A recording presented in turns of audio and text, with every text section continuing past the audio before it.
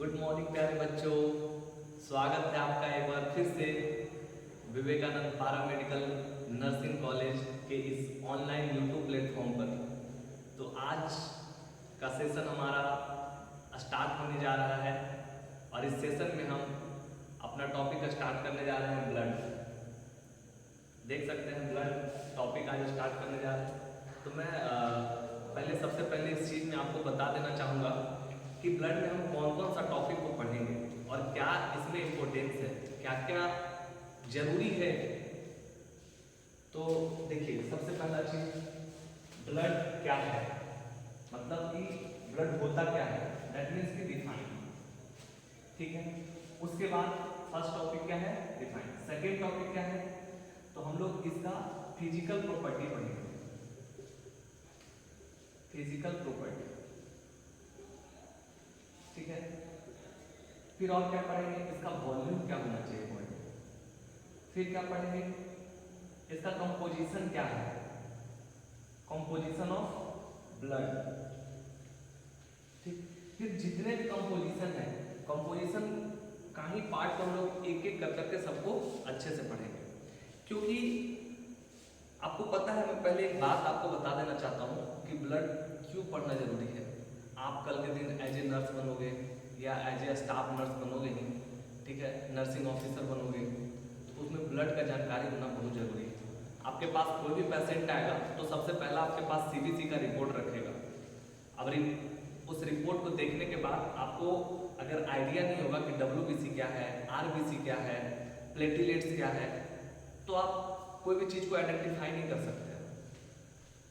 तो इसलिए ब्लड का जानना जरूरी है कि आरबीसी क्या है, डब्ल्यूबीसी क्या है, और आरबीसी के बढ़ने से क्या होता है, घटने से क्या होता है, उसका साइज बढ़ जाने से क्या होता है, डब्ल्यूबीसी का नंबर बढ़ जाने से क्या होता है, प्लेटिलेट्स बढ़ने या घटने से क्या क्या दिक्कतें आ सकती हैं। तो ये सब चीज़ें हम इस टॉपिक के माध्यम से सीखेंगे। और मैं आपको बता देना चाहूँगा कि ब्लड का मैं इसका पूरा चीर हरण कर डालेंगे। आप वेट तो करिए। चलिए ठीक है, अब हम लोग आगे देखते हैं ब्लड। तो देखिए, सबसे पहले हम लोग ब्लड के बारे में जानते हैं कि ब्लड होता क्या है। सबसे पहला चीज क्या है कि ब्लड है लिक्विड और फ्लूइड कनेक्टिव टिश्यू। सबसे पहला चीज मैं आपको एक बात बता देना चाहूंगा कि ब्लड क्या है, हमारा ही बॉडी का पार्ट है। ठीक, तो बॉडी का हमारा कोई भी पार्ट हो, वो सेल से बना होता है। ठीक है, इसलिए हम लोग पढ़ते हैं ना कि structural unit of our body कौन सा है, हम लोग बोलते हैं सेल। ठीक है, तो पहले मैं एक छोटा सा बेसिक आपको बता दूं कि बहुत सारे सेल अगर मिलते हैं तो क्या बन जाते हैं, टिश्यू। क्या बन जाता है, टिश्यू। मैं सबसे पहला एक चीज आपको एज ए एग्जांपल मैं समझाऊंगा, उसके बाद फिर मैं इसको फिर से रिमाइंड कराऊंगा। देखिए, एक मकान आप लोग सब जानते हैं कि एक मकान कैसे बनता है। तो एक एक ईंट जोड़ करके, उसमें ईंट, बालू, सीमेंट, छड़, ये सब जोड़ करके एक पूरा मकान को बनाया जाता है।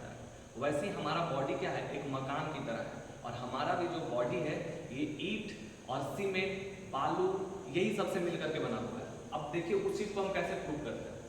तो जैसे इस पूरे बिल्डिंग का एक ईंट जो है यूनिट हुआ, इस पूरे बिल्डिंग का जो यूनिट है वो क्या हुआ, एक ईंट होता है। उसी तरह से हमारे पूरे बॉडी का जो स्ट्रक्चर है, जो बना हुआ है, वो एक एक ईंट से मिलकर के बना हुआ है। तो उस ईंट का नाम है हमारे बॉडी के लिए सेल।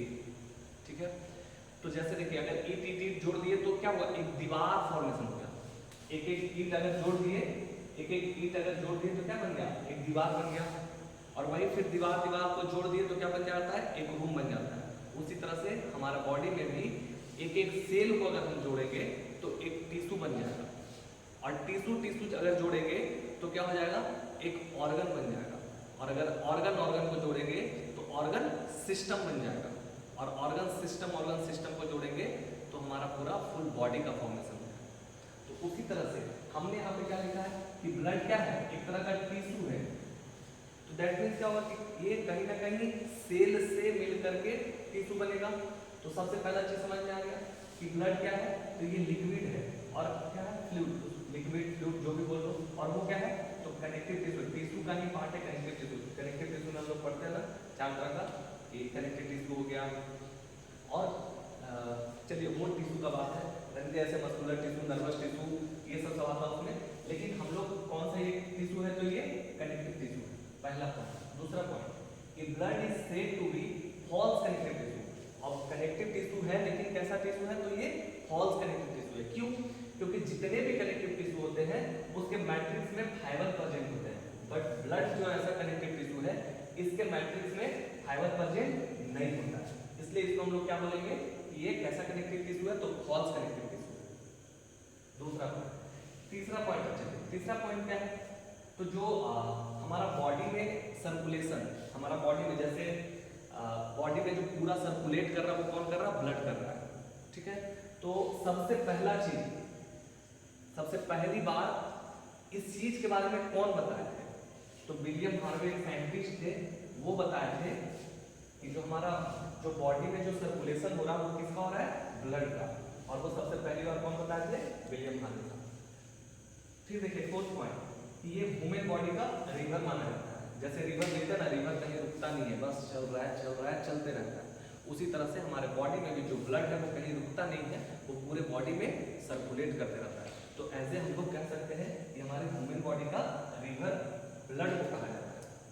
चलिए ठीक है, अब हम लोग ब्लड का फिजिकल प्रॉपर्टी देखेंगे कि ब्लड का फिजिकल प्रॉपर्टी क्या है। इससे तो हमको पता चल गया कि ब्लड क्या है, तो ब्लड जो है वो फॉल्स कनेक्टिव टिश्यू है, और वो भी क्यों है, क्योंकि इसके मैट्रिक्स में फाइबर नहीं है।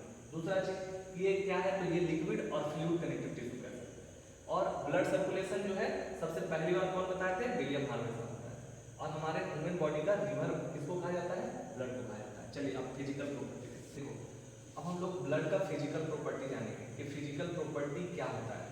तो जैसे देखिए हम लोग बोलते हैं ना बाबू कि सर अगर किसी का पहचान जानना हो कि उसका क्या पहचान हो सकता है, तो हम लोग बोलते हैं ना कि उसका कलर कैसा होगा, वो लंबा है, चौड़ा है, कितना मोटा है। इससे भी नाम मतलब हम लोग बता करके ये बता सकते हैं कि हाँ उसकी ये पहचान है। उसी तरह से ब्लड का क्या फिजिकल प्रॉपर्टी, क्या इसका भी पहचान है। तो सबसे पहला चीज कि जो ब्लड का जो कलर होता है वो कैसा होता है, रेड। ये सबको पता है कि ब्लड का कलर रेड होता है। क्यों? क्योंकि हम लोग इंसान ही तो सब लोग है ना, कहीं कट छट गया तो वहां से ब्लड निकलता है तो दिखता है कि हाँ रेड है, बट ब्लड रेड क्यों है ये तो पता होना चाहिए। तो देखिए ब्लड रेड क्यों है, क्योंकि जहां पे भी कलर का पिगमेंटेशन होगा वहां पे कुछ ना कुछ पिगमेंट प्रेजेंट होगा। तो जैसे ब्लड का कलर क्या है, रेड। क्यों है? क्योंकि आपको पता है कि मान लीजिए कि ये ब्लड है, इसमें क्या होगा, हेमोग्लोबिन। हेमोग्लोबिन जो है इसी के अंदर क्या होगा, पोरफायरिन पिगमेंट। पोरफायरिन पिगमेंट ये क्या करता है, ब्लड में रेड कलर देता है। ठीक है, तो अब अगर कोई पूछे कि ब्लड का कलर क्यों रेड होता है, क्योंकि उसमें पोरफायरिन पिगमेंट प्रेजेंट होता है। ये कहाँ होता है, तो हीमोग्लोबिन में होता है। और हीमोग्लोबिन का कौन सा पार्ट में होता है, हीम का पार्ट में होता है। ठीक है, हीम का पार्ट में कौन होता है, पोरफायरिन पिगमेंट होता है, जिसके वजह से उसका ब्लड क्या होता है, रेड होता है। चलिए अब देखिए, ये तो सबको पता चल गया कि ब्लड का कलर रेड होता है, लेकिन हमारा जो ब्लड है वो कहाँ होता है, ब्लड वेसल्स में। कहाँ होता है, ब्लड वेसल्स में। ठीक, कहाँ होता है, ब्लड वेसल्स में। तो ब्लड वेसल्स हम लोग किसको बोलते हैं, आर्टरी को, वेन को। ये सब मेरा ये जो वेन है सुपरफिशियली दिख रहा है, ये वेन, डीप सीटेड जो है वो आर्टरी। तो यही सब है हमारा ब्लड, इसी को हम लोग ब्लड वेसल्स बोलते हैं। तो देखिए हमारा आर्टरी में जो ब्लड का कलर होगा वो दूसरे कलर का होगा, और वेन में जो ब्लड का कलर होगा वो दूसरे कलर का होगा। क्यों? देखिए आर्टरी में जो ब्लड का कलर है वो स्कारलेट रेड है, लेकिन वेन में जो ब्लड का जो कलर है वो कैसा है, पर्पल रेड। ऐसा क्यों है पता है? देखिए आर्टरी में ब्लड का कलर स्कारलेट रेड इसलिए है क्योंकि आर्टरी में जो ब्लड प्रेजेंट होता है वो कैसा ब्लड होता है, ऑक्सीजनेटेड ब्लड होता है। उस ब्लड में क्या होता है, ऑक्सीजन प्रेजेंट है। मतलब क्या, ये किसके वजह से है, तो इसमें लिख सकते हैं कि due to oxygenated blood, due to oxygenated blood, किसमें, आर्टरी में। लेकिन वेन में पर्पल रेड क्यों है, due to deoxygenated blood.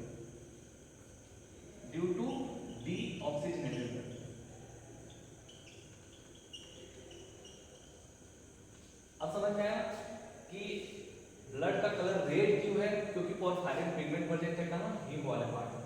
Artery में स्कारलेट रेड क्यों है? क्योंकि ऑक्सीजनेटेड ब्लड है। वेन में पर्पल रेड क्यों है? क्योंकि इसमें डीऑक्सीजनेटेड ब्लड है। इसका विस्कोसिटी मतलब क्या होता है? थिकनेस। जो ब्लड का मोटाई है, जो ब्लड अगर पूछे कि ब्लड का थिकनेस क्या है, दैट मींस ये कि ब्लड का विस्कोसिटी या थिकनेस जो भी चीज हो, मतलब कि ब्लड का मोटाई क्या है। तो जो हम लोग पानी फील करते हैं ना, पानी जो हाथ में लेते हैं उससे 5 टाइम मतलब 5 गुना मोटा होता है कौन? ब्लड। ठीक है, तो ये इसका हुआ फिजिकल प्रॉपर्टी। अब हम लोग जानेंगे ब्लड का वॉल्यूम क्या होता है। चलिए ठीक है, हम लोग ठीक है, तो अब हम लोग ब्लड का वॉल्यूम देखते हैं। ठीक है, देखिए इसमें जो ब्लड का वॉल्यूम है, आपको सबको पता होगा कि एडल्ट में हम लोग ऐसे नॉर्मली बोल देते हैं 4 से 5 लीटर ब्लड हमारे बॉडी में होना चाहिए। लेकिन अगर इन केस पूछ दे कि जो बच्चा होता है जिसमें जन्म लेता है उस समय उसके बॉडी में कितना ब्लड होता है, या उससे अगर थोड़ा बड़ा हो जाए तो उसके बॉडी में कितना ब्लड होता है, तो ये लोगों को बताना थोड़ा मुश्किल हो जाता है। तो हम इस चीज को कंसिडर किए इसमें। तो हमने देखिए इसमें लिख रखा है कि जो बच्चा जन्म लेता है, जिस समय बच्चा जन्म लेता है, तो बच्चा क्या, तो नॉर्मली पता है आप लोगों को कि जो बेबी बर्थ होता है वो 2.5 kg से 3 kg का होना चाहिए नॉर्मल। अगर उससे कम हो, मान लीजिए कि कोई बच्चा 1 से 2 kg का है, मतलब 2.5 kg से कम, तो वो कब हो सकता है? या तो वो प्री टर्म बेबी हो सकता है, या तो माल न्यूट्रिशन हो सकता है, यही कंडीशन में होगा। तो अगर बच्चा 2 kg से कम का बच्चा हो तो उसमें 100 ml पर kg होगा, 100 ml पर kg। जैसे एज एग्जाम्पल कि मान लो कि कोई भी बच्चा 2 kg का है, तो 1 kg में 100 ml, मतलब 2 kg का अगर बच्चा है तो उसमें 200 ml ब्लड होगा। सिंपल सा बात। अगर 1 kg का बच्चा है तो उसमें 100 ml ही ब्लड होगा। अब देखिए अगर 2 kg से ऊपर का बच्चा, अगर जब बच्चा जन्म लेता है और वो 2 kg से ऊपर का बच्चा हो, जैसे 2.5 kg या 3 kg या 3.5 kg या 4 kg या 5 kg, ठीक है, तो इसमें कितना होना चाहिए ब्लड? तो ये 2 kg से ऊपर का बच्चा कब होगा? जब वो टर्म बेबी हो। Term baby, pre term baby का मतलब नहीं पता। प्री टर्म बेबी का मतलब होता है 37 वीक से पहले, 37 वीक से पहले, 37 वीक से पहले। और टर्म बेबी का मतलब होता है 37 टू 42 वीक तक, इसको हम लोग बोलते हैं टर्म बेबी। ठीक, तो इस कंडीशन में कितना होगा? 100 ml पर kg ब्लड होगा। अब जैसे एज एग्जांपल इसमें समझ लीजिए, इसका एग्जांपल जैसे मान लीजिए कोई बच्चा 3 kg का है, तो 1 kg में कितना? 80 ml। तो 3 kg का बच्चा में कितना? 80 × 3 मतलब 240 ml ब्लड होगा इसमें। इस कंडीशन में जब बच्चा 2 kg से ज्यादा का हो तब उसमें 80 ml पर kg होगा, और अगर बच्चा 2 kg से कम का हो तो 100 ml पर kg होगा। ठीक, अब देखिए एडल्ट में क्या है? तो एडल्ट में सबको पता है मेल में कितना? 4 से 6 लीटर, वुमेन में कितना? 4 से 5 लीटर। अब देखिए एक चीज और कि ब्लड का पीएच क्या होता है? पीएच मतलब अगर कोई पूछे कि ब्लड एसिडिक होता है या बेसिक होता है, तो नहीं, ब्लड क्या होता है? स्लाइटली अल्कलाइन होता है। क्यों? क्योंकि पीएच इसका क्या होता है? 7.34 टू 7.45। ठीक है, पीएच का मतलब होता है पावर ऑफ हाइड्रोजन, ठीक है, या पोटेंशियल भी बोल सकते हैं। ठीक है, अब देखिए अगर पूछ दे कि ब्लड का टेम्परेचर क्या होता है, ब्लड का टेम्परेचर क्या होता है, तो कितना होता है? 37.5 डिग्री सेल्सियस या 38 भी हम लोग बोल सकते हैं। क्यों? क्योंकि देखिए हमारा ऐसे नॉर्मली जो बॉडी का टेम्परेचर होता है तो 37 डिग्री सेल्सियस होता है, बट ब्लड का क्यों होता है टेम्परेचर ज्यादा? क्योंकि वो हमेशा बॉडी में सर्कुलेट कर रहा है। तो जितना ज्यादा सर्कुलेट, आप ही को अगर दौड़ा दे तो क्या टेम्परेचर बढ़ेगा आपका बॉडी का या नहीं बढ़ेगा? तो वैसे हमारा जो बॉडी के अंदर जो ब्लड है वो हमेशा रनिंग फेज में होता है, जिसके वजह से उसका जो ब्लड का जो टेम्परेचर होता है वो हमारे बॉडी से ज्यादा होता है। चलिए ठीक है, अब हम लोग आगे देखेंगे इसका कंपोजिशन ऑफ ब्लड। तो अब हम लोग ब्लड का कंपोजिशन ब्लड का कंपोजिशन अब देख रहे हैं। ठीक है, तो देखिए ब्लड का कंपोजिशन क्या होता है। तो जैसे एज आप एक चीज, पहले एक एग्जांपल से आपको मैं समझाना चाहूँगा एक चीज, कि मान लो कि मैं ये शर्ट पहना हूँ, तो लोग बोलते हैं ना ये कॉटन का है या टेरी कॉटन का है या सिल्कन का होता है। तो उसी तरह से हमारा जो ब्लड है, ब्लड का क्या कंपोजिशन है, जैसे इसका कंपोजिशन था कॉटन या वुलेन या जो भी चीज है, इसका क्लॉथ का कंपोजिशन हुआ, उसी तरह से ब्लड का क्या कंपोजिशन है। तो ब्लड का कंपोजिशन दो कंपोजिशन है क्या, एक तो प्लाज्मा और दूसरा क्या है, ब्लड सेल। पता ही है कि ब्लड टिश्यू है तो ये कहीं ना कहीं सेल से मिलकर बना होगा, इसलिए ब्लड सेल भी आ गया और प्लाज्मा भी आ गया, सेल है। ठीक, अब देखिए जो ब्लड का जो कंपोजिशन है उसमें 55% कौन होता है, प्लाज्मा, और 45% कौन होता है, ब्लड सेल होता है। ठीक, एक चीज और मैं आपको बता देना चाहूंगा कि अगर पूछे कि हमारा जो ब्लड है वो बॉडी वेट का कितना परसेंट जो वेट है वो ब्लड का होता है, तो आप बताना 7 से 8% जो है हमारा टोटल बॉडी वेट का वेट कौन है, ब्लड है। एज ए एग्जाम्पल से भी अगर आप इस चीज को समझना चाहिएगा तो मैं समझा सकता हूँ। जैसे मान लीजिए कि किसी भी इंसान का 70 kg वेट है, कोई भी एक इंसान है, एडल्ट है, जिसका वेट कितना है 70 kg, तो मान लीजिए कि इसका 7%, इसके बॉडी में 70 kg का 7% जो वेट होगा वो किसका होगा, ब्लड का।